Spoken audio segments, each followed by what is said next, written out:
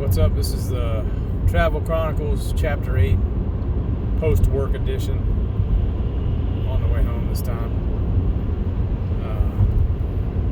Got one more day this week and then a home day. This is what the hair looks like after about 20 days of being quarantined. And the quarantine going into effect right when you're supposed to get a haircut. So it's pretty awesome. I'll probably be able to have a man bun here shortly. Looking forward to it.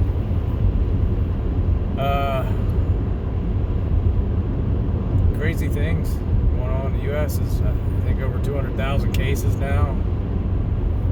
We're up 20,000 a day, had 25,000 maybe a day yesterday. So we're getting close to that, what I thought would be 30,000 a day at the peak.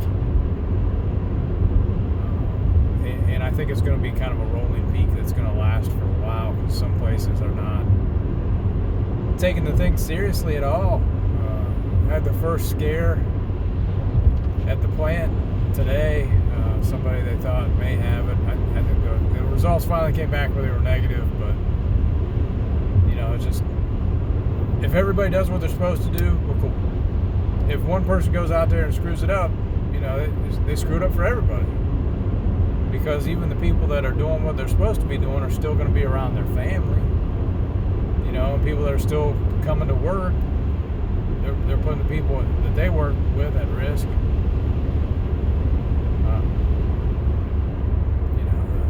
The United States was ill-equipped to handle a pandemic, just from the systems that are in place, to the attitudes, the mentality that you need to be able to deal with something like this. We don't have it. We're so reactive, and if anybody does anything proactive, we question the heck out of them. And even when Governor DeWine was shutting stuff down at the beginning, it's like, whoa, aren't you jumping the gun? This is a little early, a little quick. And now you look at it, it's like, oh, okay, yeah, I guess that was right. Well, if they would have done more earlier and we didn't get as bad, I think Ohio's only up to like 4,000 cases. You look at something like New York State, it's up to like 60,000 by themselves. Heck, they may be ready to pass China by the weekend. One state, 20 million people. Going to pass a country of 1.3 billion people. That's only because China's a bunch of liars. They totally lied about this, and they can't come clean now, but they've basically screwed every other country that's trying to deal with this, other than South Korea, which I think has dealt with some pandemics in the past, and they've had these learnings, and they've had their population of people commit to doing what's needed to stop the spread,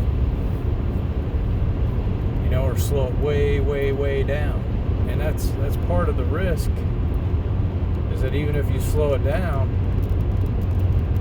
well, it could flare up later. So you're just pushing back the date. So everybody has to be diligent for an exceptionally long period of time, which kind of sucks. But I think the approach that the U.S. is taking is just like, let's let the field burn, see what happens. I'm not saying they're doing that intentionally. It's just that's what's ended up happening. We're just going to let it all catch fire and see what makes it through. And I think there's probably a 90% survival rate of people that get diagnosed, but the hard part is the people that get diagnosed that go to the hospital. That you could have less of a chance of survival now, just because there's going to be so many people, the volume's going to be so high. It's starting to rain now. I'll try to check in the morning. No, the rain's letting up. Well, what weird weather. It was 70 this weekend. 80. And it was 40 this morning. COVID weather.